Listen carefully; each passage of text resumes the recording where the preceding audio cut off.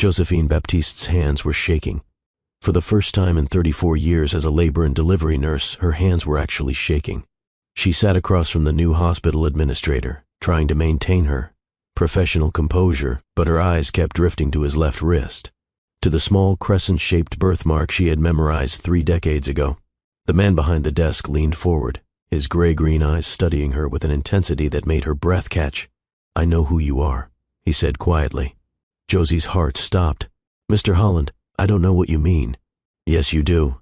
Garrett Holland's voice was gentle but firm. "My grandmother left me letters before she died. Letters about the night I was born, about the nurse who held me when I had no one else, about the woman who spent 30 years watching me grow up through photographs, about the person who created a scholarship fund in my mother's name and changed hundreds of lives." He paused, his eyes glistening. "You're Josephine Baptiste, and 30 years ago, during the worst snowstorm Philadelphia had ever seen, you delivered me. You saved my life. And you promised me I wouldn't be alone." The room spun around Josie. 30 years of carefully maintained distance, of secret connection, of unspoken promises, all crashing down in a single moment. Have you ever come face to face with someone whose first breath you witnessed? Have you ever held a secret so big it became part of your bones, woven into every choice you made, every path you chose? Have you ever looked into the eyes of a grown man and seen the tiny, fragile infant you pulled from his dying mother's womb? Josephine Baptiste thought she had left baby boy Holland in 1994. She was wrong, because now he was sitting across from her, no longer helpless, no longer an orphan, but a successful man who had come looking for answers. A man who was now her boss. A man who knew everything.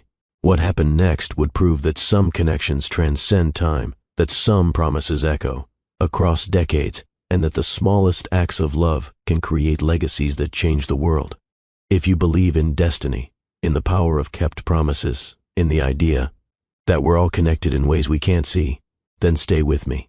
Because this story will restore your faith in humanity.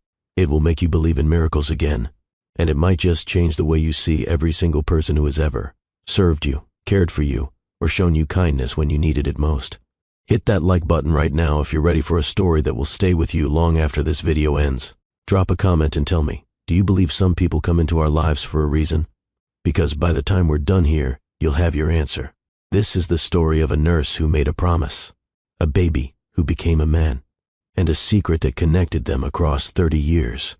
This is the story of what happens when past and present collide in the most unexpected, most beautiful way possible. Let me take you back to where it all started.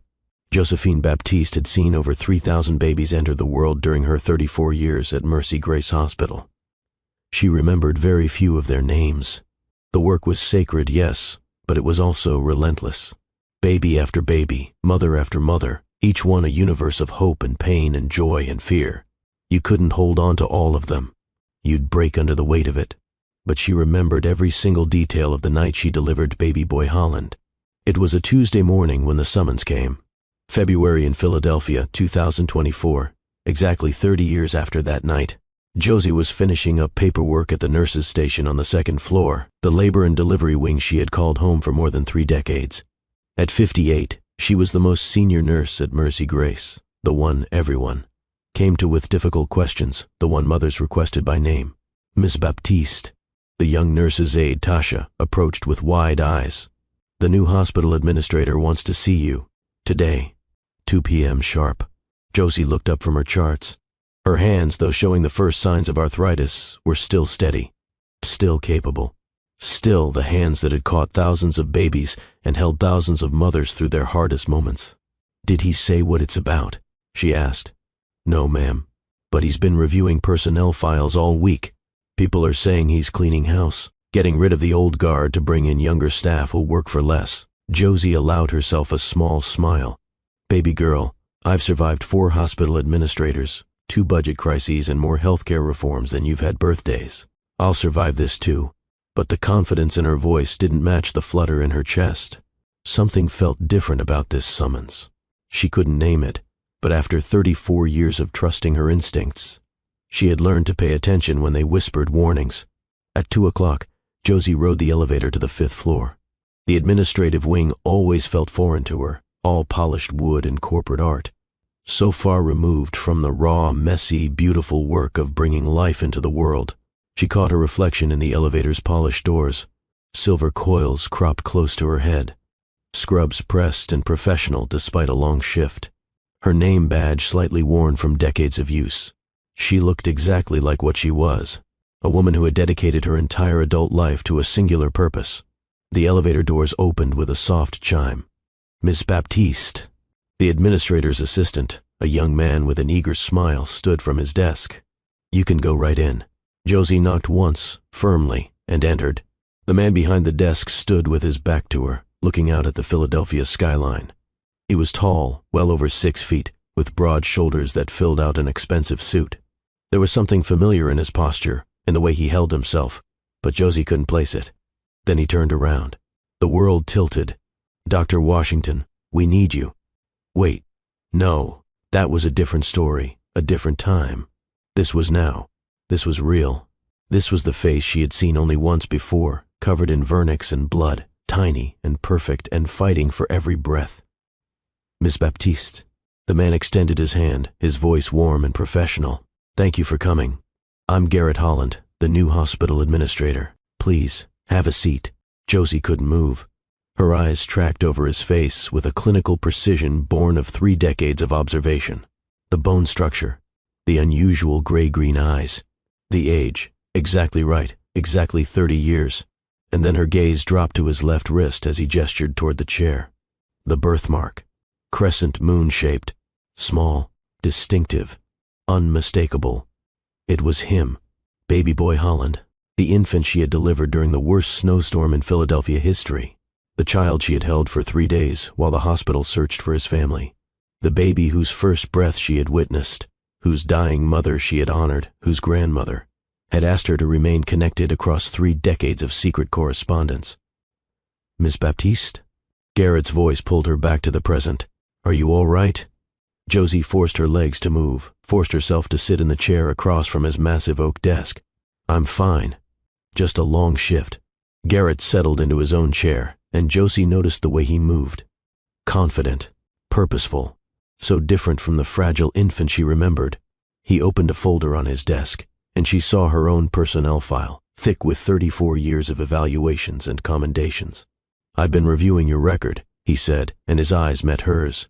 "It's quite remarkable. 34 years at Mercy Grace. Consistently excellent performance reviews, multiple commendations for going above and beyond. And according to our patient satisfaction surveys, you're the most requested nurse in the entire hospital." Josie found her voice. "I love my job. That's evident." Garrett's finger traced down a page. "But what's also evident is that you've been passed over for promotion at least 6 times in the past 15 years, despite being more than qualified for supervisory positions, despite having the respect of your colleagues and the trust of your patients. Why is that, Miss Baptiste?" The question caught her off guard. "I'm a bedside nurse, Mr. Holland. That's where I want to be, with the mothers and babies, even when those promotions would have come with significant pay increases, better benefits, more influence over departmental policy. Even then." Garrett leaned back in his chair, studying her with an intensity that made Josie wonder if somehow, impossibly, he recognized her too. But that was ridiculous. He'd been hours old. There was no way. "Can I ask why?" he said. "Because 30 years ago I made a promise," Josie thought. "Because there's a grave I visit every Sunday that reminds me where I belong. Because some debts can never be repaid, only honored through service. Because that's where I can make the most difference," she said aloud. Something flickered across Garrett's face. Respect, maybe. Or recognition of someone who understood purpose over profit. "Miss Baptiste, I want to be very clear about something. I'm not here to clean house or push out experienced staff. I'm here to fix a system that's been broken for a long time. A system that undervalues people like you, dedicated professionals who've given their lives to this institution." He pulled out another folder. "I'd like to create a new position, Director of Maternal Care Excellence. It would involve some administrative work, but primarily you'd be developing best practices, mentoring new nurses, and yes, still working directly with mothers and babies when you choose. The salary would be nearly double what you're making now." Josie stared at him. "Why me?" "Because in the 3 weeks I've been here, I've heard your name more times than any other. Mothers ask for you specifically. Doctors trust your judgment implicitly. Other nurses look to you for guidance. You're already leading, Ms. Baptiste. I'm just trying to make it official and ensure you're compensated fairly for what you already do. I need to think about it. Of course. Take your time. Garrett stood, extending his hand across the desk. I hope you'll say yes, though. People like you are why Mercy Grace matters, why healthcare matters. You don't just deliver babies, Ms. Baptiste. You deliver hope. That's rare. That's valuable, and it deserves to be honored. As Josie shook his hand, she felt the warmth of his palm against hers and was suddenly transported back 30 years. To the first time she had touched him, when he was so tiny, her hands could cradle his entire body. When he was fighting for his first breaths and she was whispering promises she never thought she'd have to keep face to face. She released his hand and stood to leave. Miss Baptiste. Garrett's voice stopped her at the door. There's one more thing. Josie's heart hammered against her ribs. Yes? I wonder if we might talk again soon. Not just about the position, about something else, something personal. The room seemed to shrink around her. What else, Mr. Holland? Garrett's gray-green eyes held hers, and in them she saw something ancient and knowing. About why I really came to Mercy Grace Hospital, about what I've been looking for, about a nurse who saved my life 30 years ago and then spent 3 decades honoring a promise she thought no one knew about. Josie gripped the door handle to steady herself. You know. I know. Garrett's voice was soft. Or at least, I think I know. My grandmother left me letters to be opened after her death. One of them was about you, about the night I was born, about the nurse who held me when I had no one else, about the woman she'd been sending pictures to for decades, about a scholarship fund created in my mother's name. He took a step toward her. I've been looking at personnel files for 3 weeks, Miss Baptiste, but I was really only looking for one name. Yours. Because I came to Mercy Grace for 2 reasons.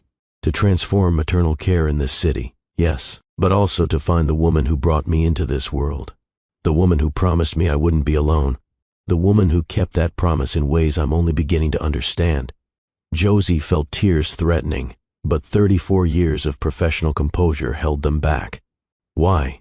Because my grandmother's last letter said that if I ever wanted to understand where I came from, if I ever wanted to know who I was supposed to be, I should find you. She said you were there for the most important moment of my life, that you cared for my mother when she was dying, that you made promises to me that shaped everything that came after. Garrett's voice broke slightly. I want to know about that night, Miss Baptiste. I want to know about my mother.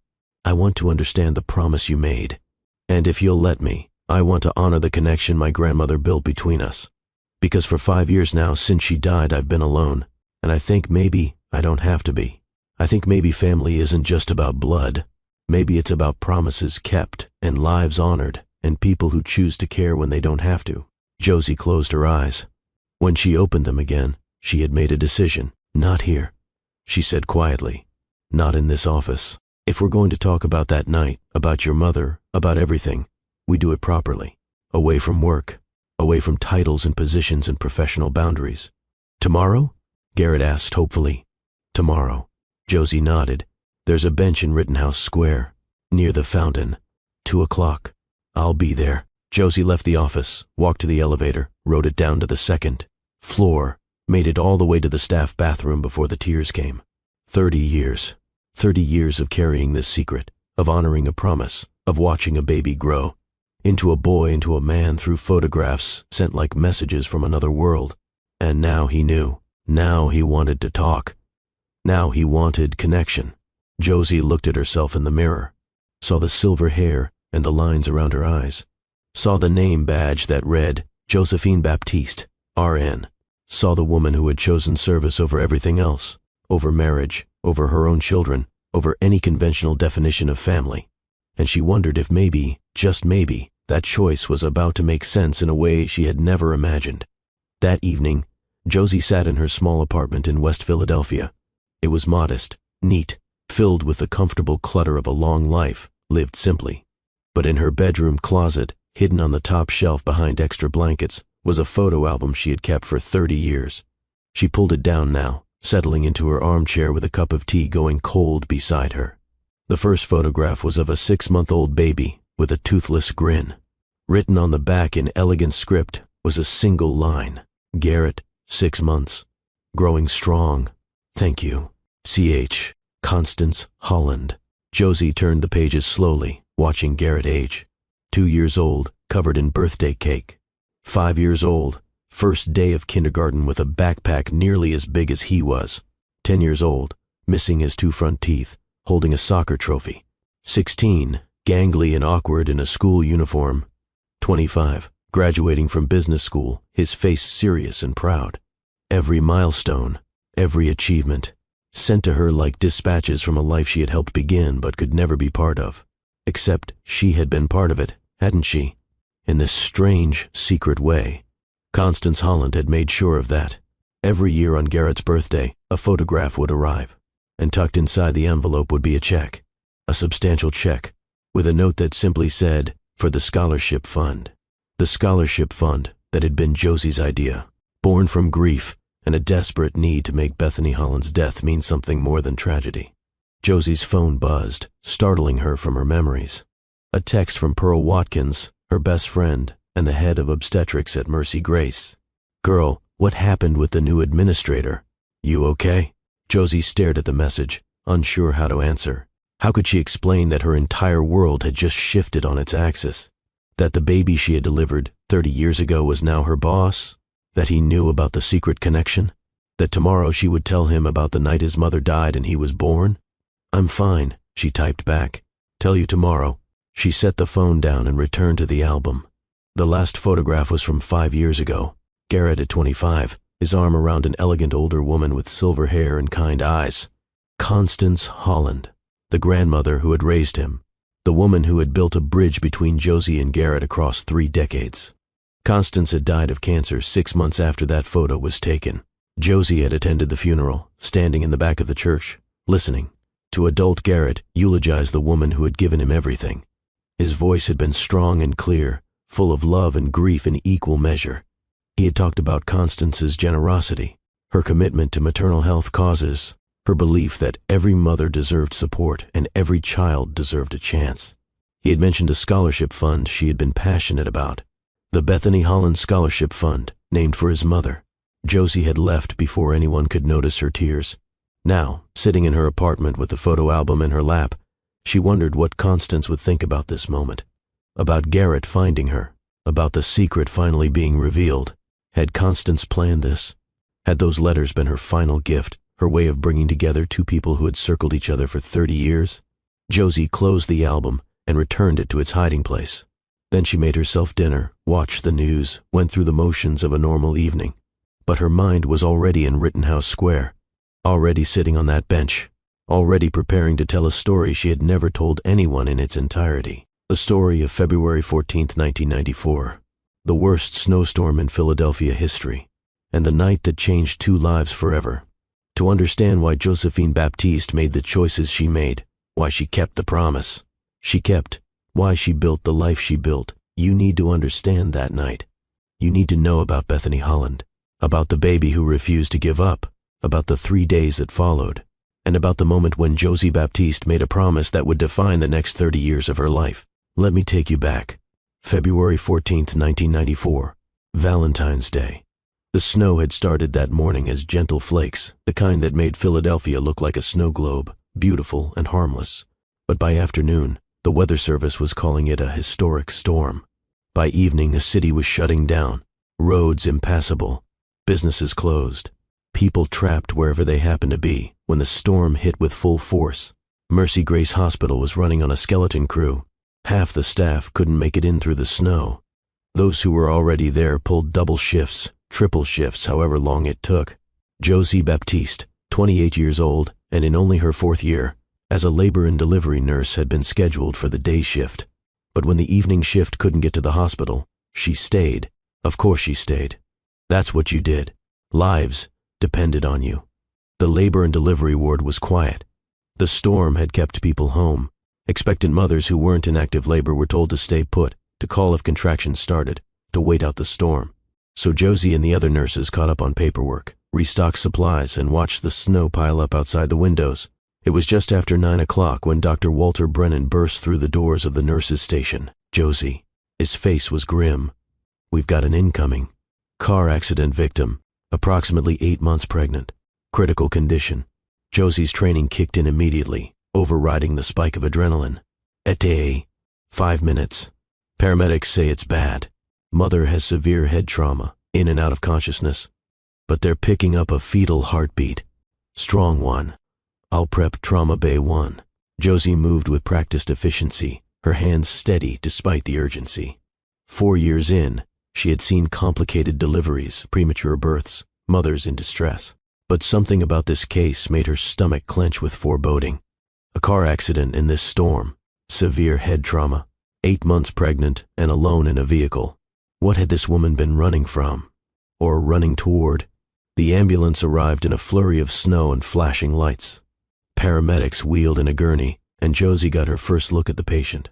The woman was young, early 20s maybe. Her face was so swollen and bruised that it was hard to make out her features. Blood matted her blonde hair.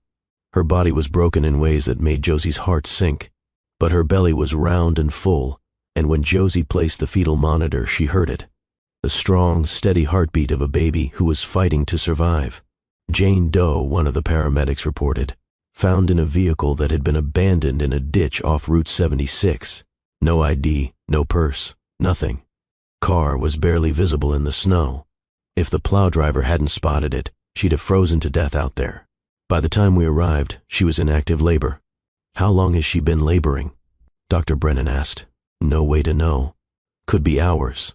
For the next 3 hours, Josie and the medical team fought to save 2 lives. It was a battle waged with monitors and medications, with careful hands and desperate prayers. The mother, Jane Doe, drifted in and out of consciousness. When she was aware, she didn't speak. Couldn't speak, maybe. Her injuries were catastrophic. Severe head trauma, internal bleeding, broken ribs, a shattered pelvis. But through it all, that baby's heartbeat persisted. Strong and steady, a drumbeat of pure will to survive. She's crashing, Dr. Brennan said quietly as the monitors began their ominous decline. Blood pressure dropping, breathing irregular. We're losing her. The baby? Josie asked. Still strong. We need to get that baby out now. Emergency C-section was called. The team moved with controlled urgency, every person knowing their role, every hand steady despite the stakes. Josie positioned herself to receive the infant, her arms ready, her heart pounding. Dr. Brennan made the incision, reached into the dying woman's womb, and pulled out a tiny, perfect baby boy. It's a boy, Josie said, her voice thick with emotion. She took the infant, cleared his airways with quick, practiced movements, and waited for the sound that would mean he had made it. The baby's first cry filled the trauma bay. Lusty and strong, alive, fighting. 5 pounds, 3 ounces, Josie announced, even as tears streamed down her face behind her surgical mask. Apgar scores good. He's breathing on his own. But even as she worked to stabilize the infant, she heard the sound she had been dreading. The long, flat tone of the cardiac monitor. The mother, Jane Doe, was gone. Time of death, 11:47 p.m., Dr. Brennan said quietly. Josie held the baby boy against her chest, feeling his tiny heart beating against her own. He was warm and alive and perfect, and he was completely alone in the world. She wept, for the mother who had fought so hard to bring him safely into the world, for the baby who would never know her face or hear her voice, for the tragedy of a life lost on Valentine's Day, a day that was supposed to be about love. Josie, Dr. Brennan's hand was gentle on her shoulder. You did everything you could. We all did. He's alone, Josie whispered. He came into this world completely alone. Not completely. He had you. For the next 48 hours, while the hospital tried to identify Jane Doe and figure out what to do with baby boy Doe, Josie barely left the nursery. She fed him every 3 hours, changed his tiny diapers, rocked him when he cried, sang to him when he slept. She memorized every detail of his face, the shock of dark hair, the unusual gray-green eyes that would flutter open and seem to look right into her soul, the tiny birthmark on his left wrist shaped like a crescent moon. He was beautiful, perfect, and with every hour that passed, Josie fell more in love with this tiny human who had already fought so hard to survive. Other nurses noticed. Pearl Watkins, who was then a resident, pulled Josie aside on the second day. Girl, you need to get some rest. You've been here for 48 hours straight. "I can't leave him," Josie said simply. "He's not your baby." "I know, but he's someone's baby. His mother died trying to bring him into this world. The least I can do is make sure he knows he's loved." Pearl's expression softened. "They'll find his family. Someone will come for him." "And what if they don't?" Josie looked through the nursery window at the tiny infant sleeping peacefully in his bassinet. "What if he has no one? What happens to him then?" "Foster care, probably. Then adoption. He's a healthy newborn. He'll be placed quickly." But Josie couldn't shake the feeling that this baby was hers to protect, that the promise she had whispered to him in the delivery room, that he wouldn't be alone, was one she was meant to keep. On the third day, a woman arrived at the hospital. She was elegant and composed, wearing a designer coat that probably cost more than Josie made in a month. Her silver hair was perfectly styled. Diamond earrings caught the fluorescent lights. Everything about her spoke of wealth and privilege, and a life very different from the one lived by most people who walked through Mercy Grace's doors. "I'm here about the baby," the woman said to the receptionist. "The one from the accident. I'm his grandmother." Josie watched from the nursery window as hospital administrators met with the woman, watched as paperwork was reviewed, watched as this stranger who claimed to be family prepared to take away the infant Josie had come to love. "Ms. Baptiste?" The woman, who had introduced herself to the staff as Constance Holland, appeared at the nursery door. "They tell me you've been caring for my grandson." "Yes, ma'am," Josie replied, her arms instinctively tightening around the baby. Constance Holland studied her with ice-blue eyes that seemed to see everything. "They also tell me you delivered him, that you saved his life." "I did my job. I think you did more than that." Constance's expression softened almost imperceptibly. "May I hold him?" Josie reluctantly handed over the baby, watching carefully as Constance took him with the awkward stiffness of someone unaccustomed to infants.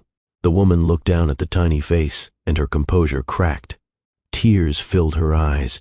"He looks like her," Constance said quietly. "Like my daughter. My Bethany. The mother was your daughter?" Josie asked gently. Constance nodded, unable to speak for a moment. When she finally found her voice, it was thick with grief. Her name was Bethany Holland. She was 22 years old. She ran away 6 months ago. We'd had a fight about her boyfriend, about the baby's father. He was no good. Involved in drugs. Dangerous. I told her she couldn't see him anymore, that she needed to come home and let us take care of her and the baby properly. She ran away because of that? She was young and in love, and she thought I was trying to control her life. Constance's voice broke. I was only trying to protect her. And now she's gone, and this baby, my grandson, is all I have left of her. Josie felt her heart break for this woman's loss, for the baby's loss, for all the loss that seemed to permeate that cold February night. "What will you name him?" Josie asked. "Garrett." It was Bethany's choice. She told me once, before we stopped speaking, that if she had a son, she'd name him Garrett. Constance looked up at Josie. "Would you like to be present when I sign the birth certificate? You've been more of a mother to him these past 3 days than anyone." And so Josie Baptiste stood beside Constance Holland as she officially named the baby Garrett Thomas Holland, gave him her last name, and began the process of taking him home to a life of privilege and opportunity that his mother had tried to run from. "Mrs. Holland," Josie said as they prepared to leave, "may I ask you something?" "Of course." Constance hesitated, then said something that would change both their lives. "Would you be willing to see him occasionally? To let me bring him for visits? You're the only connection he has to his first days of life, to the person who saved him. I think that matters. I think he should know you." Josie's heart leaped, but she forced herself to think practically. "I'm not sure that's appropriate. I'm just his nurse. You're the person who promised him he wouldn't be alone." "I heard you." Constance's eyes held hers. "The day after he was born, I stood outside the nursery window. I watched you hold him. I heard you singing to him, telling him stories about how brave his mother was, promising him that he was loved and wanted, and that everything would be okay. That's when I knew I could take him home, because you'd already shown me how to love him." Josie felt tears streaming down her face. "I just wanted him to know he mattered. He does matter, and so do you. Please, I'm not asking you to be his nanny or his godmother, just someone who remembers, someone who was there, someone who cared when he had no one else." How could Josie say no to that? How could she walk away from this baby she had already promised to protect?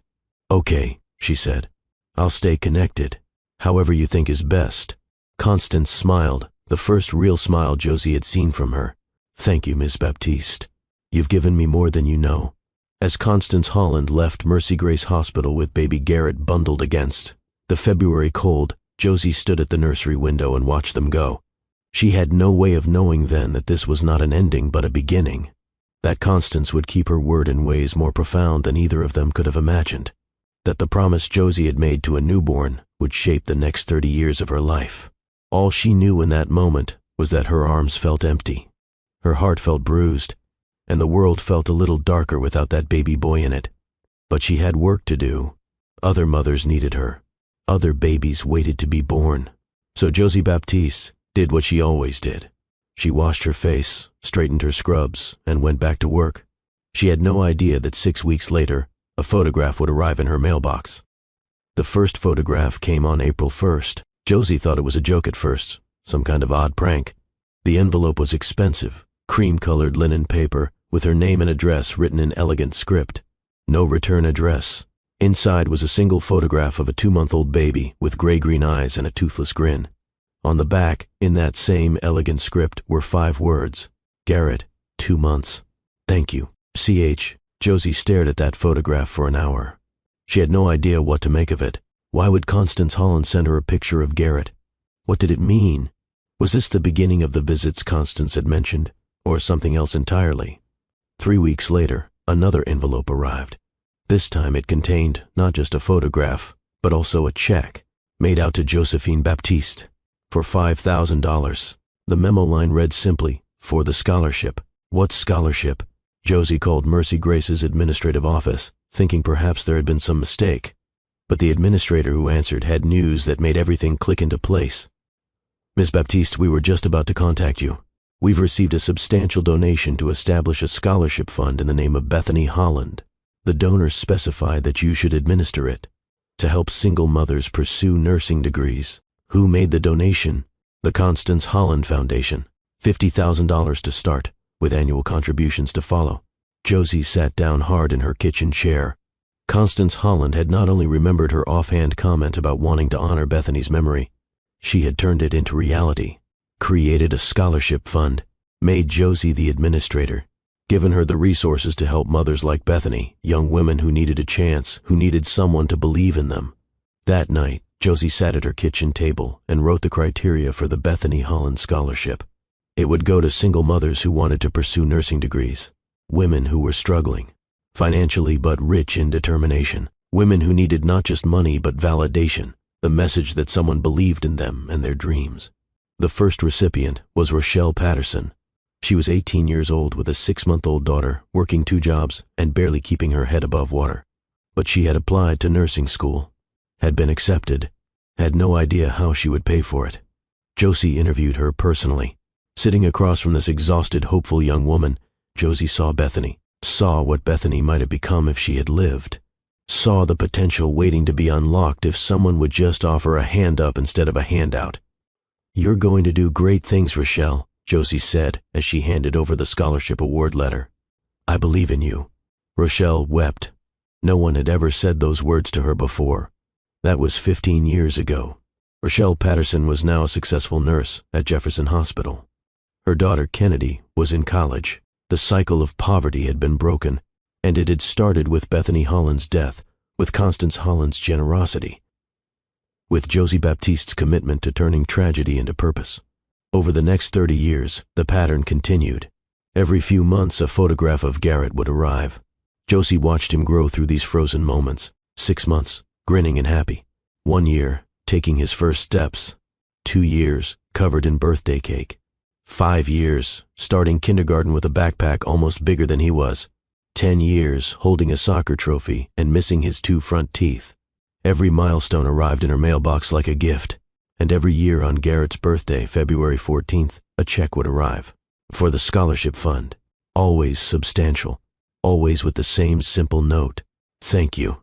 Josie never contacted Constance, never asked for more information or tried to arrange visits. The photographs felt like a sacred trust, a private connection that existed outside normal boundaries. She was being allowed to watch this child grow, being given the gift of knowing that he was thriving. That was enough. Or, so she told herself. In truth, those photographs became the centerpiece of her life. She kept them in a hidden album, looked at them when she was lonely, traced her finger over Garrett's changing face and imagined what he was like. Was he kind? Was he smart? Did he know how much his mother had loved him? Did he understand that his life had been purchased at the cost of hers? The scholarship fund grew, from 1 recipient to 5 to 10 to 20, 43 women over 30 years. Some became nurses like Rochelle.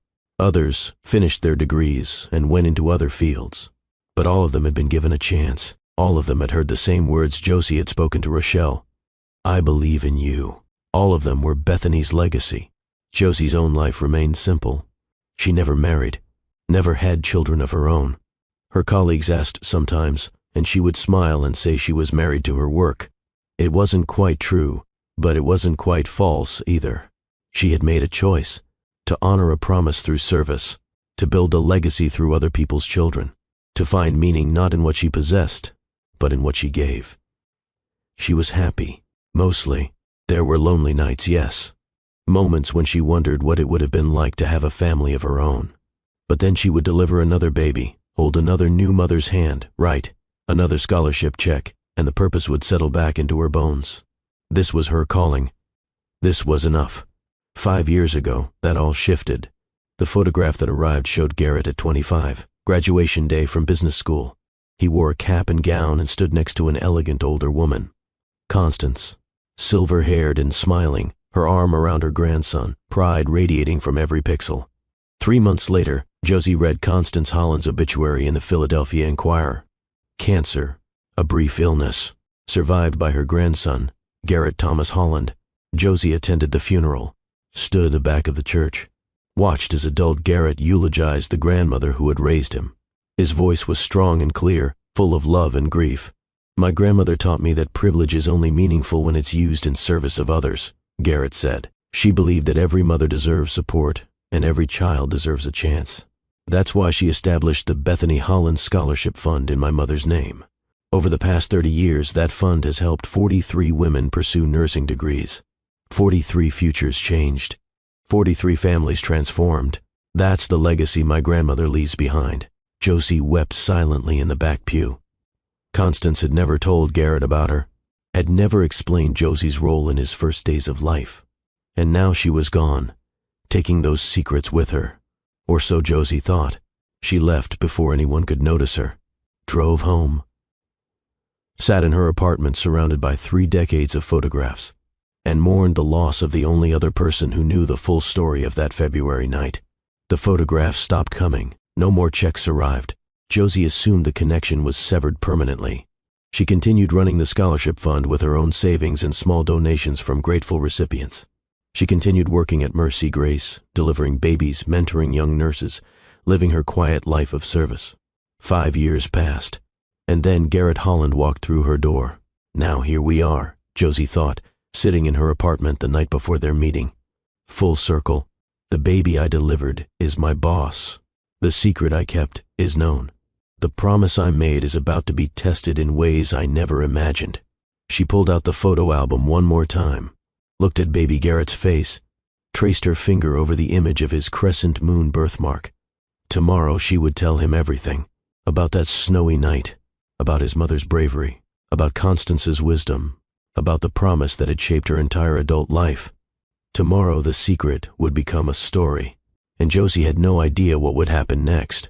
But she knew one thing with absolute certainty. Some connections transcend time. Some promises echo across decades.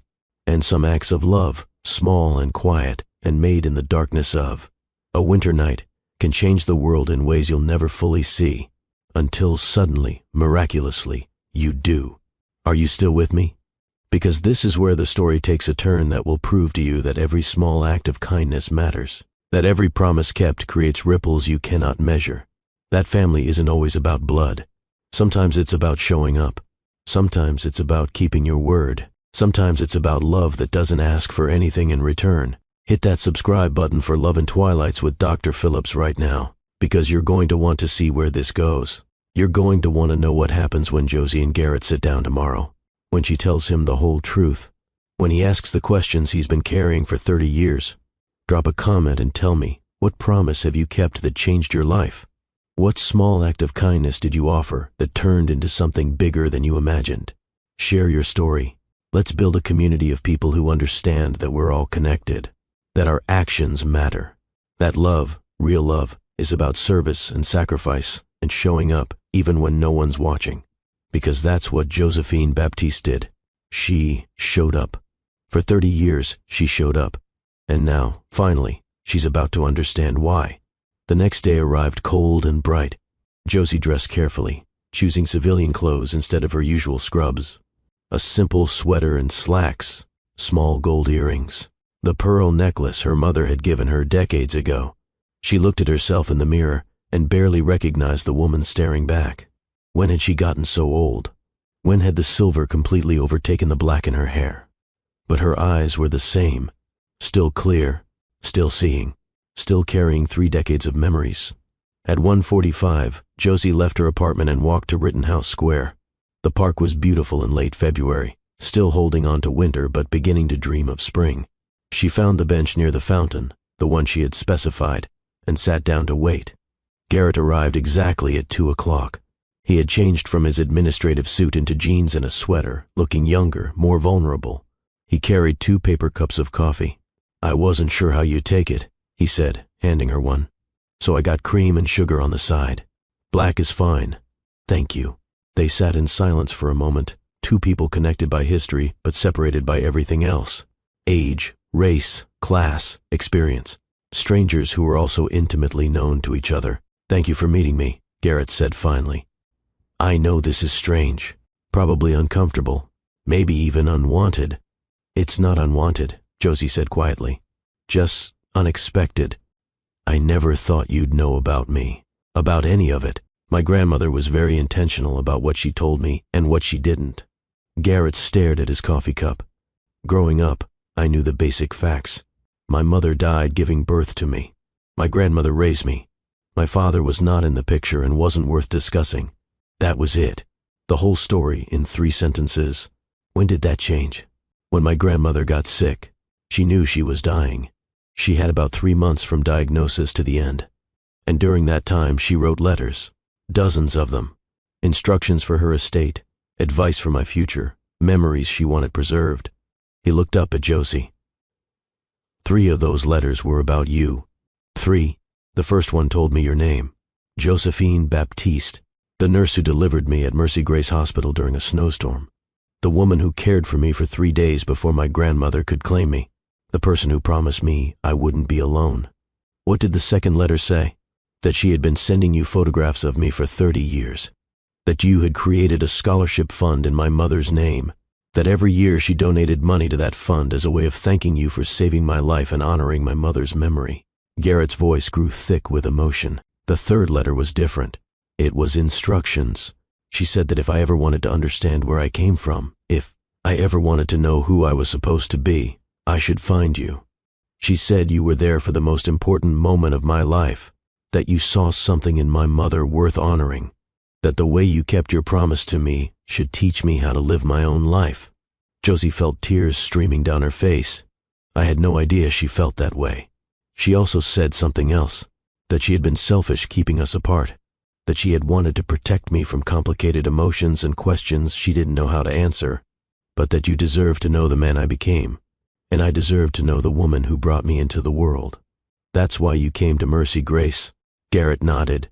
"When the hospital administrator position opened up, I saw it as fate, a chance to transform maternal care in the city where I was born, but also a chance to find you, to finally hear the whole story, to understand my beginning." He turned to face her fully. "Will you tell me all of it? Not the sanitized version, the real story, what my mother was like, what that night was like, why you made the promise you made, everything." And so Josie Baptiste told Garrett Holland about the night he was born. She started at the beginning, with the snowstorm and the car accident and the broken young woman who arrived at Mercy Grace with no identification and a baby fighting to be born. She described his mother's injuries in clinical detail, holding nothing back. She explained the 3-hour battle to save both lives and the moment when it became clear they could only save one. She told him about the emergency C-section, about pulling him from his dying mother's womb, about his first cry, strong and lusty, a declaration of life in the face of death, about the flat line of the cardiac monitor as his mother's heart stopped beating. Your mother died at 11:47 p.m. on February 14, 1994, Josie said, but she didn't die in vain. She fought with everything she had to bring you safely into this world. Dr. Brennan said he had never seen anything like it. Her injuries were catastrophic. By all medical logic, she should have died long before we got her to the hospital. But she held on. She stayed alive through sheer force of will because you needed her to. She sacrificed herself for me. Yes, that's exactly what she did. And I wanted you to know that, to understand that your life was purchased at tremendous cost. Your mother loved you before she ever met you. Loved you enough to die for you. Garrett was silent for a long moment, tears streaming down his face. He didn't bother to wipe them away. I wish I could have known her, he said finally. Even for a moment. Even just to say thank you. You did know her in a way. Josie's voice was gentle. You knew her in the womb. You heard her heartbeat, felt her love, experienced her protection. And you carry her with you. In your eyes, in your face, in the determination your grandmother said you always had. That came from her. That fighting spirit, that refusal to give up. That's Bethany Holland living on in you. Tell me about the 3 days after. Why did you stay with me? Josie smiled at the memory. Because the moment I held you, I fell in love. It's that simple and that complicated. You were this tiny, perfect human who had already been through so much. You were alone. Your mother was dead, and no one knew who she was or if you had any family. I couldn't just walk away. I couldn't let you be alone. So I stayed. I fed you every 3 hours, changed your diapers, rocked you when you cried, sang to you when you slept. I memorized every detail of your face, the gray-green eyes, the dark hair, the birthmark on your wrist. Garrett instinctively touched the crescent moon on his left wrist. I remember thinking that birthmark looked like a blessing, Josie continued, like the universe had marked you as special. Someone who would do important things. Someone who mattered. What did you sing to me? Old hymns, mostly. Songs my grandmother sang to me when I was young. Amazing Grace. His Eye is on the Sparrow. Blessed Assurance. Songs about being loved and protected and never being alone. Is that when you made the promise? That I wouldn't be alone? Josie nodded. It was the second night. You were sleeping in my arms in the nursery. It was about 3 a.m, and the hospital was so quiet. Just the two of us and the sound of the monitors. And I looked down at your face and I said, I promise you won't be alone. I promise someone will love you. I promise your mother's sacrifice will mean something. She paused, the memory still fresh after 30 years. I had no idea how I would keep that promise. I was 28 years old, single, building a career. I couldn't adopt you. I couldn't be your mother. But I meant it. I meant every word. And then your grandmother arrived. Tell me about that. About when she found me. Josie described Constance Holland's arrival. The elegant woman so clearly from a different world. The grief she carried when she learned her daughter was dead. The awkwardness with which she held her grandson for the first time. The story of Bethany running away, of the fight over the boyfriend, of Constance's guilt at driving her daughter into the arms of a dangerous man. She loved you immediately, Josie said. But she was terrified. She had no idea how to care for an infant. She was from a generation and a class where babies were raised by nannies and nurses. But she was determined to do right by you, to be what you needed. That's when she asked me to stay connected. She said she wanted you to know the person who had been there at the beginning, who had saved your life, who had cared for you when you had no one else. And you agreed. How could I not? I had already promised you that you wouldn't be alone. Your grandmother was giving me a way to keep that promise. So I said yes. I thought maybe she would bring you for visits a few times a year, that I would get to see you occasionally and know that you were okay. Instead, Josie's voice grew soft with wonder. She sent me your life in photographs. Every milestone, every achievement. For 30 years. It was the most unexpected, most generous gift anyone has ever given me. She also gave you the scholarship fund. That was her idea, really. I had mentioned in passing that I wished there was a way to honor your mother's memory. to help young women like Bethany who were struggling but full of potential. 2 weeks later, I got a call from the hospital saying Constance Holland had established a scholarship fund in Bethany's name and wanted me to administer it. Garrett leaned forward. Tell me about the scholarship recipients. I know the numbers. 43 women over 30 years. But who were they? What did the scholarship do for them? Josie smiled. The first recipient was a young woman named Rochelle Patterson. She was 18 years old with a 6-month-old daughter, working 2 jobs, barely surviving, but she had been accepted to nursing school and had no idea how she would pay for it. I interviewed her personally, sat across from her in a coffee shop, and asked her why she wanted to be a nurse. And she said, because when my daughter was born, the nurse who delivered her treated me like I mattered, like I wasn't just another poor black girl who got pregnant too young. She saw me as a person, and I want to do that for other women. I want to be someone who sees people. What happened to her? She graduated 4 years later, top of her class. She's now a nurse at Jefferson Hospital. Her daughter Kennedy is in college. The cycle of poverty was broken, and it all started because someone believed in Rochelle when she was at her lowest point. Garrett's eyes were bright with emotion. That's what my grandmother wanted. That's what the scholarship was supposed to do. It did so much more than that. Josie pulled out her phone and showed him pictures. Teresa Morales, 24 years old, twin toddlers, escaping domestic violence. The scholarship gave her a path to independence. She's now running a clinic for underserved communities. Her twins are both in college on academic scholarships. Janelle Washington, 30 years old, 3 kids. Her husband was killed in an accident. She was drowning in grief and debt. The scholarship didn't just pay for school. It gave her hope. She's now a pediatric nurse specialist, teaching her children about resilience and service. Story after story, life after life. Each one a ripple spreading out from Bethany Holland's death. Each one proof that tragedy could be transformed into purpose. Garrett was openly weeping now. My mother's life mattered. Even though it was so short, even though she made mistakes, she mattered. Because of what you did.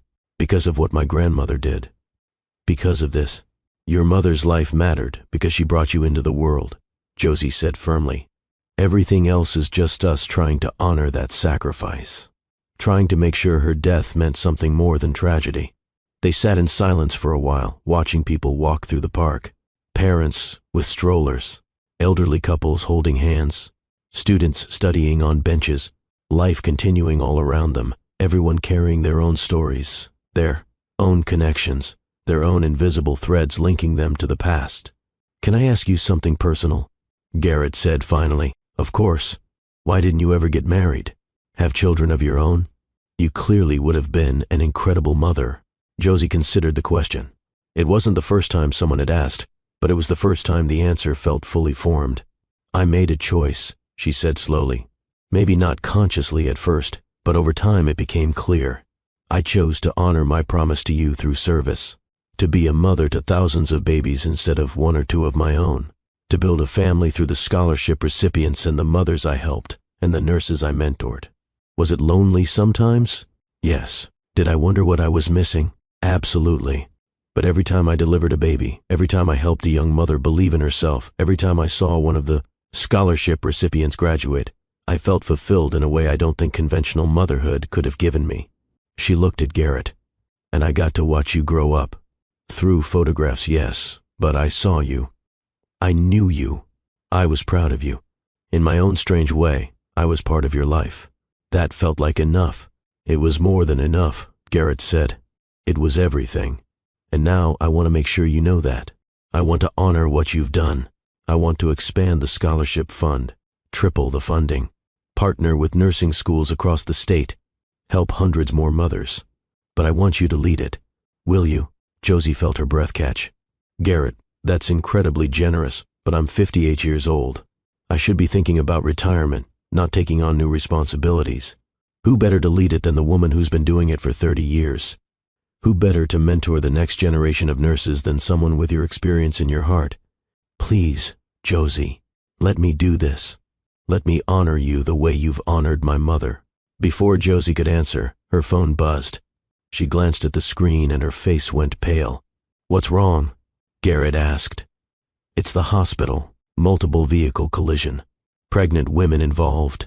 They're calling in all off-duty labor and delivery staff. Josie was already standing, her body moving on instinct after 34 years of answering these calls. I have to go. I'll drive you, Garrett said immediately. My car is 2 blocks away. It'll be faster than waiting for a cab. 10 minutes later, they burst through the doors of Mercy Grace's emergency department. The controlled chaos of a mass casualty event filled the space. 3 trauma bays occupied, fetal monitors beeping frantically, doctors shouting orders, nurses moving with practiced urgency. Josie, thank God. Dr. Pearl Watkins grabbed her arm. Bay 2, 18 years old, 32 weeks pregnant. Premature labor brought on by the accident. She's terrified and alone and asking for you. How does she know me? She doesn't. But she heard one of the nurses mention your name, and apparently her mother told her that if she ever had a baby at Mercy Grace, she should ask for Nurse Josie Baptiste. What's her name? Kennedy. Kennedy Patterson. Josie felt the world shift. Patterson. Rochelle Patterson's daughter. The first scholarship recipient. The 18-year-old single mother who Josie had believed in 15 years ago. And now her daughter was here, in labor, asking for her. I've got her, Josie said, already moving toward Bay 2. Garrett stood uncertainly in the hallway, clearly out of place in his civilian clothes among the medical staff in scrubs. Josie turned back to him. You wanted to see what I do? She said. You wanted to understand why I chose this? Come with me. Watch, but stay out of the way. Garrett followed her into Bay 2, where a frightened young woman lay on a gurney, her hands protectively cradling her swollen belly. Her face was bruised from the accident, tears streaming down her cheeks. Kennedy? Josie took her hand. I'm Nurse Baptiste. I hear you asked for me. The girl's eyes filled with relief. My mom told me about you. She said you changed her life, that you gave her a chance when nobody else would. She said, if I ever needed help, to find you. Where's your mom now, sweetheart? Working a night shift at Jefferson Hospital. She doesn't even know I'm here. The accident happened so fast, and now the baby's coming too early and I'm so scared. Hey, look at me. Josie's voice dropped into that calm, soothing tone that had comforted thousands of frightened mothers. You're at Mercy Grace, which means you're in the best hands possible. I'm going to be with you through all of this, okay? You're not alone. Kennedy's grip tightened on Josie's hand. Promise? I promise. Garrett watched from the corner of the room as Josie transformed. This wasn't the reserved woman he had been talking to in the park. This was a woman completely in her element, moving with confidence and grace. Her hands steady, her voice calm, her presence radiating competence and compassion. For the next 6 hours, Josie guided Kennedy through the premature delivery. Garrett saw her check monitors, adjust 4 lines, whisper encouragement, hold Kennedy's hand through contractions. He saw her coordinate with doctors, direct nurses, make split-second decisions with absolute certainty. He saw her catch a tiny infant, clear its airways, stimulate its first breath. Heard the weak but determined cry of a premature baby fighting for life. It's a girl, Josie announced, her voice thick with emotion. 4 pounds, 2 ounces. She's small, but she's strong, just like her mama. Kennedy sobbed with relief and exhaustion as Josie placed the tiny infant on her chest for skin-to-skin contact. What's her name, sweetheart? Josie asked. Hope, Kennedy whispered, staring down at her daughter with wonder. Her name is Hope. Garrett felt something shift in his chest as he watched this scene. This was what his life had cost. This moment of birth, of new life entering the world, of a mother meeting her child for the first time. His mother had died to give him this moment, and Josie had spent 30 years creating this moment for thousands of other mothers and babies. He understood now, understood the promise, understood the calling, understood why Josie had chosen service over everything else. Miss Baptiste? A nurse poked her head into the room. Dr. Watkins needs you in Bay 1. Another delivery. Complications. I'll be right there. Josie looked at Kennedy. I need to go help another mama, but you're in good hands here. The nurses will take care of you and Hope. Your mom is on her way. I called her myself. Thank you, Kennedy breathed. Thank you for everything. Josie started to leave, then paused at the door where Garrett stood. This is what I do, she said quietly. This is why I couldn't walk away. Every single one of these mothers, every single one of these babies, they're Bethany. They're you. and I get to make sure they're not alone. She left to attend to the next emergency, and Garrett remained in the room, watching Kennedy hold baby Hope, watching the nurses move with practiced efficiency, watching the miracle of life assert itself in the face of danger and fear. He pulled out his phone and made a call. "Jenkins? Garrett Holland. I need you to draft a proposal for the board. Full expansion of the Bethany Holland Scholarship Fund. Triple the current endowment. Partnerships with every nursing school in Pennsylvania. And I want it named the Josephine Baptiste Center for Maternal Excellence. Get it done by Monday." He hung up and looked through the window where he could see Josie in Bay 1, once again holding a frightened mother's hand, once again promising that everything would be okay, once again keeping the promise she had made 30 years ago. This was his purpose. This was why he had come to Mercy Grace.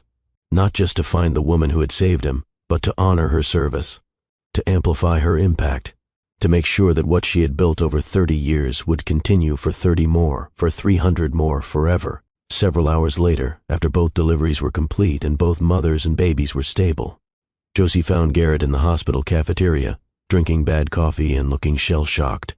"You're still here," she said, sliding into the chair across from him. "Where else would I be?" Garrett looked at her with new eyes. "Josie, what I saw tonight, what you did, I have no words for it. It was just a regular shift. There was nothing regular about it. You saved 2 lives tonight. Actually 4. Counting the babies. You held those women together through their fear. You made them believe they could do it. That's not just medical skill. That's something else entirely." Josie smiled tiredly. "That's the promise.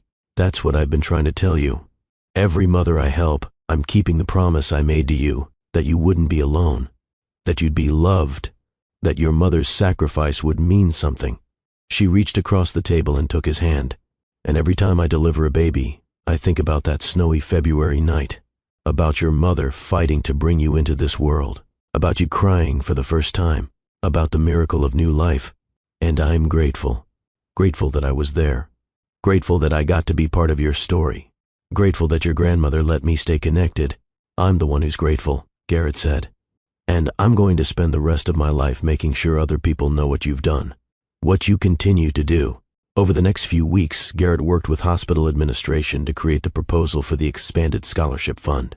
But more than that, he spent time understanding the full scope of Josie's impact.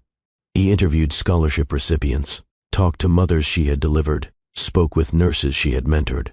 Every conversation revealed the same thing. Josephine Baptiste had changed lives, not through grand gestures or public recognition, but through consistent, quiet service, through seeing people, through keeping promises, through showing up day after day, year after year, for 3 decades. He also spent time getting to know her, not as the administrator and the nurse, but as 2 people connected by history and purpose. They had dinner once a week, talked about everything: his childhood with Constance, her years building the scholarship fund, his vision for maternal care, her dreams for what the program could become. And slowly, carefully, they built what Constance had wanted them to have all along: family, not through blood, but through choice, through shared purpose, through the understanding that they were both honoring the same woman, the same sacrifice, the same promise. 3 months after their first conversation in Rittenhouse Square, the hospital held a press conference to announce the expansion of the Bethany Holland Scholarship Fund and the creation of the Josephine Baptiste Center for Maternal Excellence. Josie stood at the podium, uncomfortable with the attention, but understanding its purpose. Beside her stood Garrett. Behind them were 43 scholarship recipients who had traveled from across the state to be present for this moment. 30 years ago, Josie began, a young woman named Bethany Holland died bringing her son into the world. It was the worst night of my life. Watching her fight so hard, knowing we couldn't save her, holding her newborn son, and trying to explain to him that his mother had loved him enough to die for him. I made a promise that night, to Bethany, to her son, to myself, that her death would mean something, that her sacrifice would create ripples of good in the world, that young mothers like her would be supported and valued and given chances to thrive. She gestured to the scholarship recipients. These 43 women represent that promise kept. Each one was a single mother struggling to survive, let alone pursue her dreams. Each one needed someone to believe in her, to see her potential, to offer a hand up, And each one has gone on to help hundreds, thousands of other people. Mothers, babies, families, communities. That's what happens when we invest in people, when we see their humanity, when we offer support without judgment. The ripples spread out in ways we can never fully measure. Bethany Holland died at 22 years old, but through these women, through the people they've helped, through the lives they've touched, she's saved thousands. Josie's voice grew stronger. This expansion isn't about me. It's about honoring every young mother who's fighting for a better future. It's about creating a world where no woman has to choose between her dreams and her children. It's about understanding that when we support mothers, we support entire communities. The Josephine Baptiste Center for Maternal Excellence will help 300 more women over the next 10 years. 300 futures changed, 300 families transformed. And the ripples from that, the lives those 300 women will touch, it's immeasurable. It's infinite. She looked at Garrett. Bethany Holland's son is the reason this is happening. He came to Mercy Grace Hospital with a mission to transform maternal care. He found me, the nurse who delivered him, and instead of treating our connection as a curiosity, he saw it as a calling. He understood that his life was built on his mother's sacrifice and my promise, and he dedicated himself to amplifying that promise. That's what legacy looks like, not monuments or buildings with your name on them, though we're grateful for both. Legacy is using what you've been given to create opportunities for others. Legacy is understanding that your privilege, your resources, your position, it all comes with responsibility. Legacy is honoring the people who came before by serving the people who come after. The applause was thunderous, but Josie's eyes were on Garrett, who was openly crying, and on the scholarship recipients, who represented everything she had worked for. After the press conference, as people milled around drinking champagne and making small talk, a woman approached Josie. She was in her mid-40s, well-dressed but not wealthy, with kind eyes and a tentative smile. "Ms. Baptiste? My name is Ruth Chen. I saw the press conference announcement in the newspaper. I came because I need to tell you something." "Of course. How can I help you?" Ruth pulled out a worn photograph. It showed two young girls, maybe 10 and 12 years old, smiling at the camera. "This is me," Ruth said, pointing to the younger girl. "And this is my half-sister, Bethany Holland." Josie felt the world tilt. "You're Bethany's sister?" "Half-sister. Different fathers. My mother left Bethany with her wealthy father when I was a baby. We barely knew each other, maybe saw each other a handful of times growing up. But I never stopped wondering what happened to her. She disappeared when I was 16, just vanished, and no one would tell me where she'd gone or if she was okay." Ruth's voice cracked. "I saw your press conference announcement, saw the photograph of Bethany that you have hanging in the new center, and I saw the picture of Garrett. He looks just like our mother, just like Bethany, and I finally knew what happened to my sister." "I'm so sorry," Josie said gently. "Bethany died 30 years ago, giving birth to Garrett. She was in a car accident and her injuries were catastrophic, but she held on long enough to bring him safely into the world." Ruth nodded, tears streaming down her face. "That sounds like her. She was always fierce, always fighting. I only knew her a little bit, but I remember that about her. She never gave up." "Would you like to meet him?" Josie asked. "Garrett, your nephew, he's here. If he'd be willing. I know I'm a stranger, but I'd like to tell him about the aunt he never knew, about our mother, about the Bethany who existed before the tragedy." And so Josie facilitated another connection, another bridge between past and present. She brought Ruth to meet Garrett, watched as they studied each other's faces, looking for echoes of the woman who connected them. "You have her eyes," Ruth said softly, "and her stubborn chin. Our mother used to say Bethany could convince anyone of anything with that chin." "Tell me about her," Garrett said immediately. "Not the version in the hospital records or my grandmother's sanitized stories. The real Bethany, the person you knew." They talked for hours. Ruth shared memories of their brief encounters. Bethany's love of painting, her terrible singing voice, her dream of traveling the world, her tendency to fall hard and fast for people who didn't deserve her love, her determination to prove wrong everyone who underestimated her. "She talked about you," Ruth said. "Before she disappeared, she called me one night, which was unusual because we rarely spoke. She said she was pregnant, that everyone was telling her to get an abortion, to give the baby up, to come home and let her family handle everything. But she was going to keep you. She was going to raise you herself. She was going to prove that she could be a good mother despite her mistakes. She died proving that, Garrett said. She gave everything she had to bring me into this world safely. That's the best kind of mother.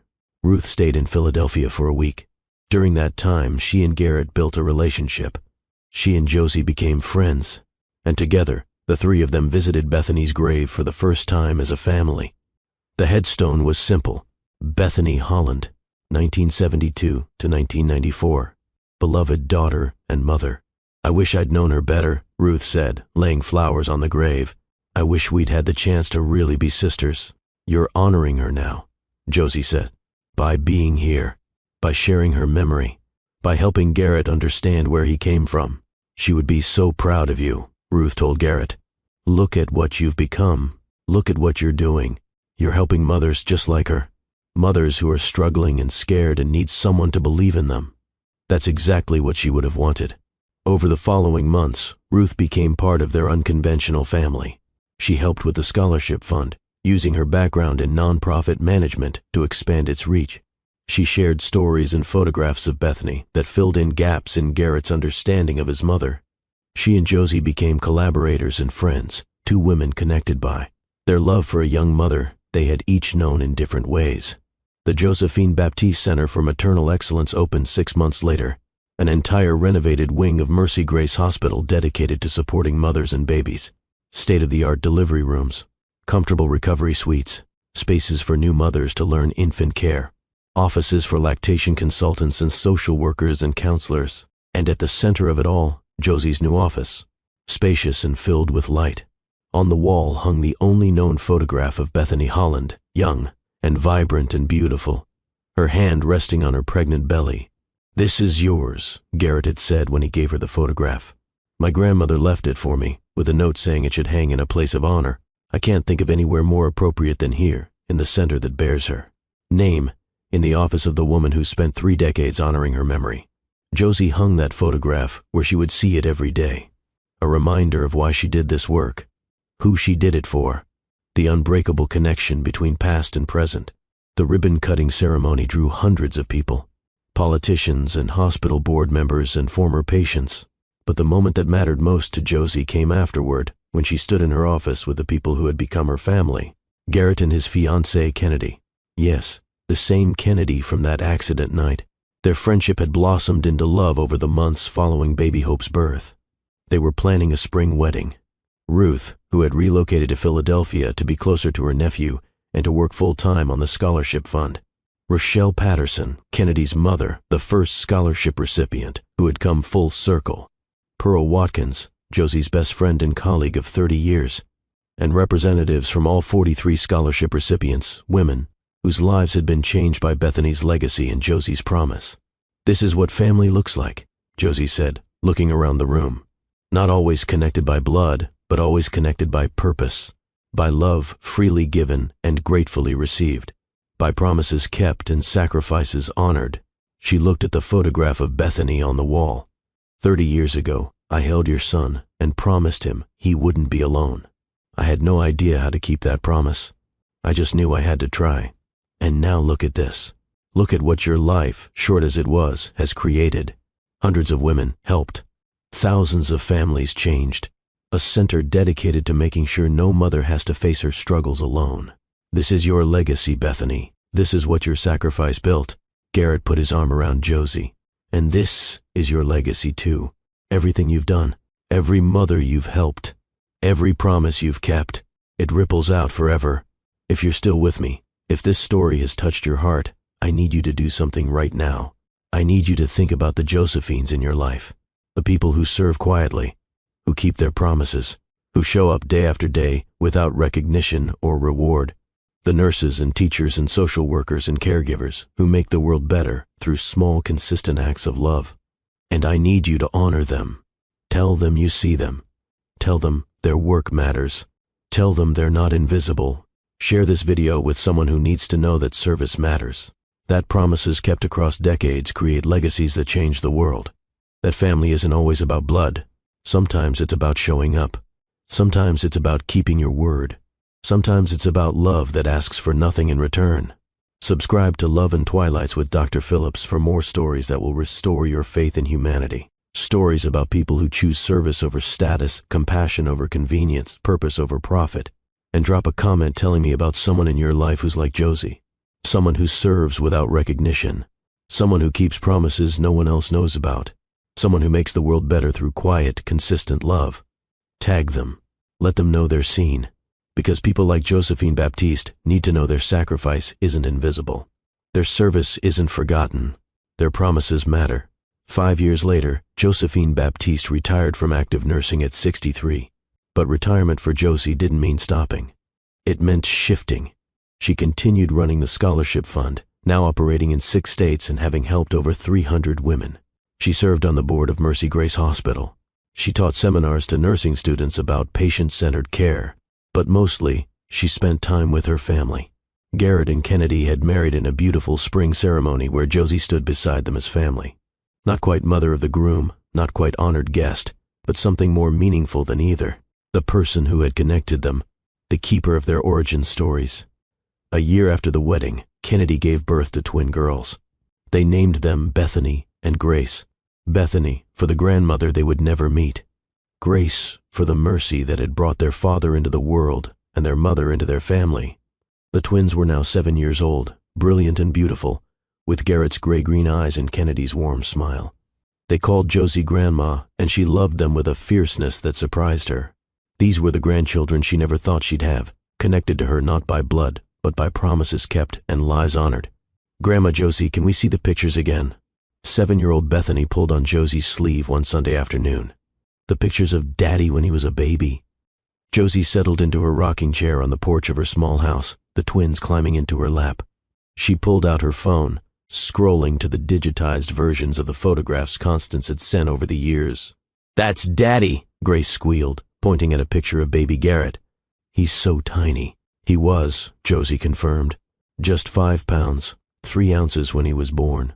So small I could hold him in one arm. "Tell us the story," Bethany demanded, "about the night he was born." And so Josie told them. She had refined the story over the years, made it age-appropriate for young ears, but she never lost the essential truth. The snowy night, the brave mother, the baby who fought to live, the promise that connected them all. The twins listened with rapt attention, as they always did. They had heard this story dozens of times, but it never got old. It was their family mythology, their origin story. The explanation for why their family looked the way it did, connected in unconventional but beautiful ways. "And our Grandma Bethany was really brave?" Grace asked. "The bravest," Josie confirmed. "She loved your daddy so much that she gave everything to make sure he was born safely. That's the strongest kind of love there is. And you promised Daddy he wouldn't be alone?" "I did. And I kept that promise. Every single day for 30 years. And now we're not alone either," Bethany said with the simple wisdom of children. "Because we have you and Daddy and Mama and Aunt Ruth and all the scholarship ladies and everyone." "That's exactly right, baby girl. None of us are alone. We're all connected. We're all family." Garrett appeared on the porch, Kennedy beside him, both of them smiling at the scene of Josie with their daughters. "Are they bothering you again?" Garrett asked. "Never," Josie said firmly. "They're my favorite visitors. Even better than the mayor who came by last week to give you that community service award. Especially better than the mayor." Kennedy scooped up the girls. "Come on, troublemakers. Let's let Grandma Josie rest. We can come back tomorrow." As they prepared to leave, Bethany turned back to Josie. "Grandma, when I grow up, I want to be a nurse like you. I want to help mamas and babies and make promises and keep them." Josie felt her throat close with emotion. "That's a beautiful dream, sweetheart. The world needs more people who keep their promises." After they left, Josie sat on her porch watching the sunset over Philadelphia.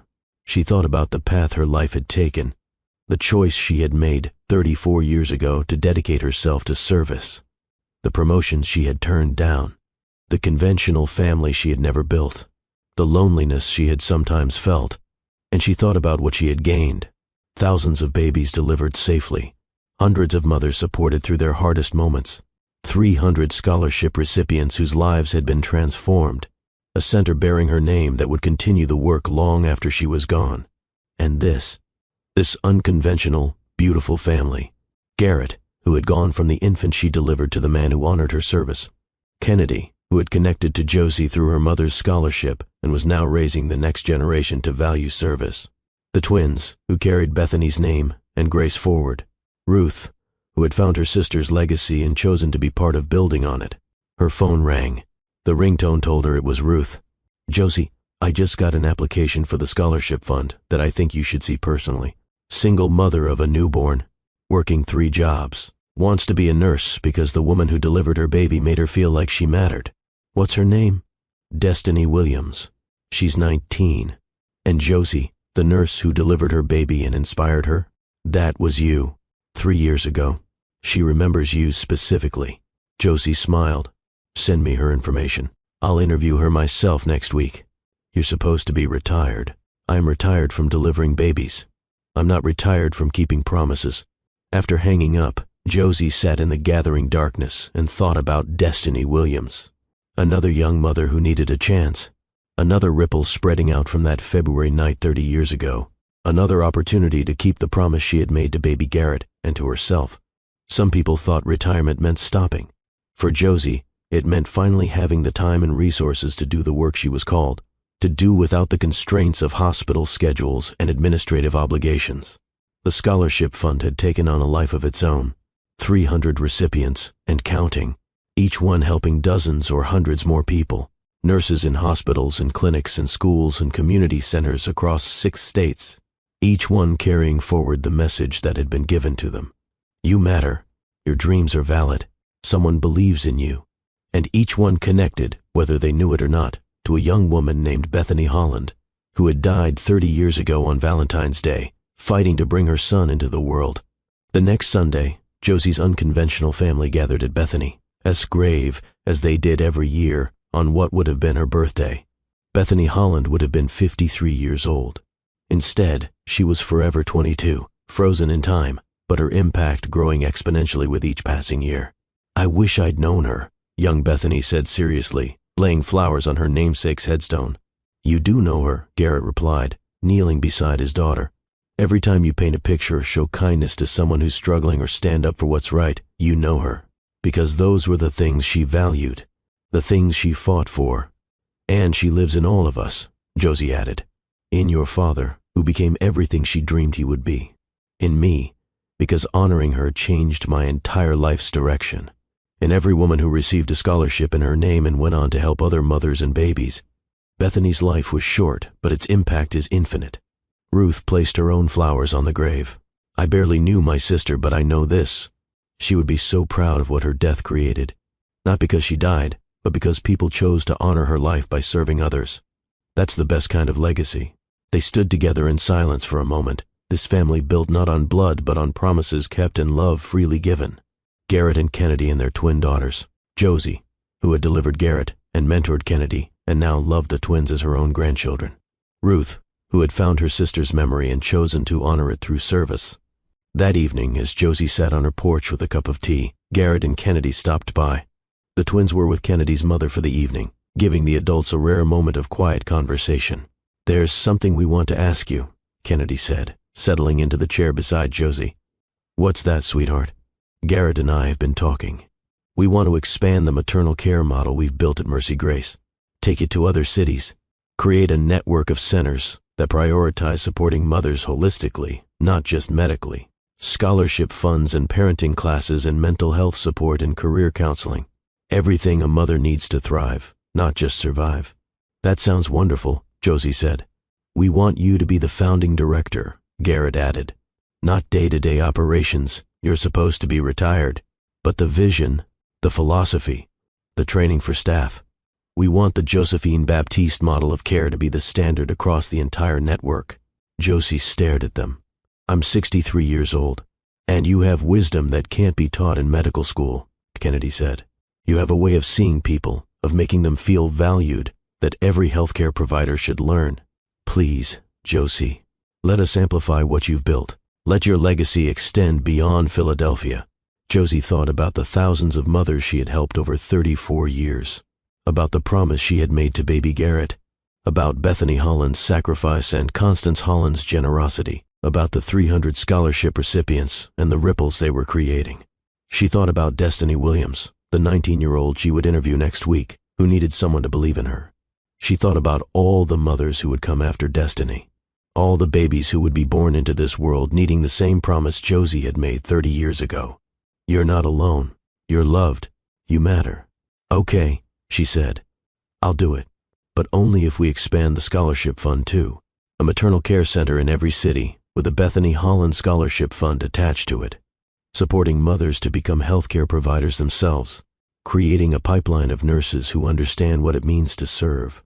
Done, Garrett said immediately. We'll call it the Bethany Holland Institute for Maternal Health and Nursing Education. The Bethany Holland Institute launched 2 years later with centers planned for 5 cities and scholarship funds established in partnership with nursing schools across the country. The goal was ambitious: to change the culture of maternal health care, to support not just medical outcomes but whole person wellness, to invest in mothers as the key to healthy communities. Josie, now 65, found herself busier in retirement than she had been during her working years. She traveled to the new centers, training staff in what had come to be called the Baptiste method. See the person, not just the patient. Listen to their story, honor their experience, believe in their potential. She spoke at nursing schools, sharing the lessons of 37 years in labor and delivery. She wrote a book, The Promise, A Nurse's Journey from Grief to Grace, that became required reading in maternal health programs. But her favorite role was still interviewing scholarship applicants, sitting across from young mothers who reminded her of Bethany, of Rochelle, of all the women who just needed someone to believe in them, hearing their stories, seeing their potential, offering them the chance that could change everything. One afternoon, 5 years into her retirement, Josie received a call from a number she didn't recognize. Ms. Baptiste? This is Destiny Williams. You gave me the Bethany Holland Scholarship 5 years ago. Of course I remember you, Destiny. How are you? I'm calling because I just graduated from nursing school, top of my class, and I wanted you to be the first person I told, because you're the reason I'm here. You believed in me when I didn't believe in myself. Josie felt the familiar warmth of purpose fulfilled. I'm so proud of you, Destiny. Where will you be working? That's the other reason I'm calling. The Bethany Holland Institute just opened a center in Atlanta. They offered me a position in their labor and delivery department. I want to be like you, Ms. Baptiste. I want to make other young mothers feel the way you made me feel, like I mattered, like I had potential, like someone cared. After hanging up, Josie sat in her office at the original center in Philadelphia looking at Bethany's photograph on the wall and marveled at the mathematics of love. One death, one promise, one commitment to service, spreading out like ripples on a pond. 37 years of showing up, 300 and counting scholarship recipients, thousands of mothers helped, tens of thousands of babies delivered, and each one of those people touching more people who touched more people in an endless cascade of connection and care. Bethany Holland died at 22 years old, but through Josie's promise and Constance's generosity and Garrett's leadership and the 300 women who carried the torch forward, she had touched more lives than most people who lived to be 100. That was the power of service, the multiplication factor of love freely given. That evening, Josie's family gathered for their weekly Sunday dinner. It had become a sacred ritual over the past decade. Garrett and Kennedy and the twins, now 12 years old. Ruth, who had become like a sister to Josie. Rochelle Patterson, the first scholarship recipient, and her daughter Kennedy. Pearl Watkins, Josie's oldest friend, and increasingly, other scholarship recipients who were in Philadelphia and wanted to connect with the woman who had changed their lives. Tonight, 6 former recipients joined them, sharing stories of their work, their families, their dreams for the future. Ms. Baptiste, one of them said, a woman named Tamara, who now ran a birthing center in Pittsburgh. I need to tell you something. Last month I delivered a baby to a 16-year-old girl. She was terrified, alone, convinced she had ruined her life, and I held her hand and I told her exactly what you told me. You're not alone. You matter. You can do this. How did Tamara ask? She believed me.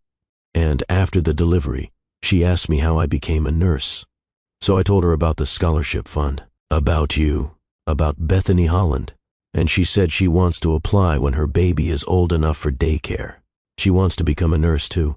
Josie felt tears streaming down her face. That's 4 generations now. Bethany to me, to you, to this young mother. The ripples never stop.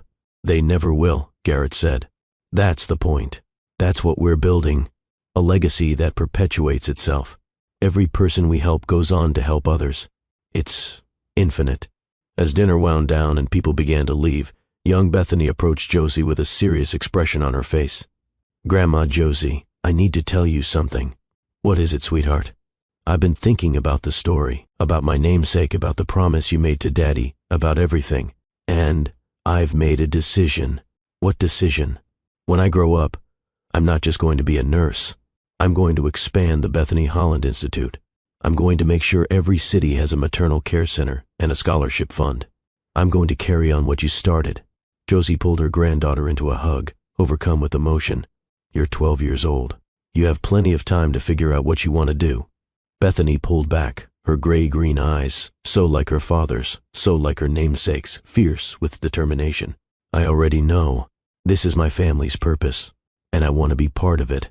Later that night, as Josie sat in her favorite chair looking at the photographs that covered her walls, she reflected on the strange, beautiful path her life had taken.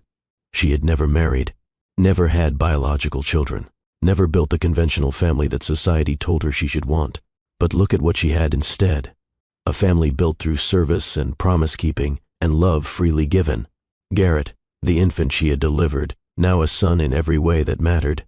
Kennedy, who she had helped bring into the world and who had become a daughter. The twins, who would carry forward the legacy into another generation. Ruth, who had found family in the memory of a sister she barely knew. The 300 scholarship recipients, who called her Mama Baptiste and sent her updates on their lives and their children. The thousands of mothers she had helped over 37 years, many of whom still sent her cards on Mother's Day. This was abundance. This was what a life well lived looked like. On what would be her last visit to Bethany's grave, 10 years after her retirement, Josephine Baptiste knelt beside the headstone and spoke aloud to the young woman she had never really known, but had honored for nearly 4 decades. I kept my promise, Bethany. Your son is a good man. He's using his privilege to help others. He's created a network of care that's changing maternal health across the country. He's married to a wonderful woman I delivered after her mother received the first scholarship in your name. They have twin daughters who are brilliant and kind and determined to carry on the work. Your half-sister Ruth found us. She's been helping with the scholarship fund for years. She tells Garrett stories about you that help him understand where he came from. And the scholarship fund. Bethany, if you could see what your name has built. Over 400 women now. Nurses and doctors and social workers. Women who were single mothers struggling to survive, who now have careers and stability and purpose. Women who are helping other women. The ripples spreading out endlessly. Your life was short, but its impact is infinite. That's what I wanted you to know. That's what I've spent 37 years proving. Your sacrifice mattered. Your love for your son mattered. Your courage in bringing him into the world mattered. And I'm grateful. Grateful that I was there that night. Grateful that I got to deliver your son and make him a promise I've spent my life keeping. Grateful that your mother let me stay connected. Grateful for the family and the purpose and the meaning that came from the worst night of my life. Rest well, Bethany. Your legacy is in good hands. Josephine Baptiste passed away peacefully in her sleep at the age of 76, surrounded by family. Not biological family, but the family she had built through service and love. Garrett and Kennedy held her hands. The twins, now 21 and both in nursing school, wept at her bedside. Ruth stood at the foot of the bed, grateful for the friend who had helped her find her sister's memory. At her funeral, over 1,000 people gathered. Mothers she had delivered, scholarship recipients she had believed in, nurses she had mentored, babies, now adults, whose first breath had been witnessed by her steady hands. Garrett delivered the eulogy. His voice was strong, though tears streamed down his face. Josephine Baptiste delivered me on February 14, 1994, during the worst snowstorm in Philadelphia history. She pulled me from my dying mother's womb, gave me my first breath, and promised me I wouldn't be alone. For the next 37 years, she kept that promise in ways both small and profound. She watched me grow up through photographs. She created a scholarship fund in my mother's name. She dedicated her life to making sure other mothers and babies received the care and support they deserved. She saw people. She kept promises. She showed up. When I found her 30 years after she delivered me, she didn't treat our reunion as a curiosity. She treated it as a calling. She helped me understand my purpose, to use my resources and privilege to amplify the work she had been doing quietly for decades. Together, we built the Bethany Holland Institute for Maternal Health and Nursing Education. Centers in 23 cities now, over 400 scholarship recipients, thousands of mothers and babies served. And the ripples keep spreading. Josie never wanted recognition. She turned down awards and media attention. She didn't do this work for glory or gratitude. She did it because she had made a promise, and Josephine Baptiste kept her promises. His voice broke. She was my nurse, my mentor, my friend, my family. She was the person who taught me what service looks like, what love looks like when it asks for nothing in return, what legacy looks like when it's built on promises kept and people honored. The world is better because Josephine Baptiste was in it, infinitely better, because she didn't just help people. She helped people help people, and those people helped more people, forever. Bethany and Grace, the twins, stood to speak next. They shared memories of their grandmother Josie, the stories she told, the lessons she taught, the love she showed, and they made a commitment there at her funeral, witnessed by 1,000 people. We're establishing the Josephine Baptiste Legacy Scholarship, Bethany announced, for the grandchildren of original Bethany Holland Scholarship recipients, because Grandma Josie understood that transformation takes generations. She invested in mothers knowing their children and grandchildren would carry forward what she started. We're going to make sure they have support too. This is our promise to her, Grace added, to keep the work going, to see people, to honor stories, to never let anyone feel alone. That's what she did for our father. That's what she did for hundreds of women. That's what we'll do in her name. They buried Josephine Baptiste next to Bethany Holland, two women who had never really known each other in life, connected, in death by the promise that had linked them for 37 years. The headstone read simply, Josephine Baptiste, 1966 to 2042. She kept her promises. And next to Bethany's headstone, they placed a plaque. Here lie two women whose lives intertwined on a snowy February night. One gave her life bringing her son into the world.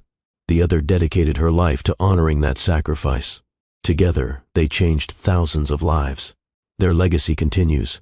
10 years after Josie's death, the Bethany Holland Institute operated in all 50 states.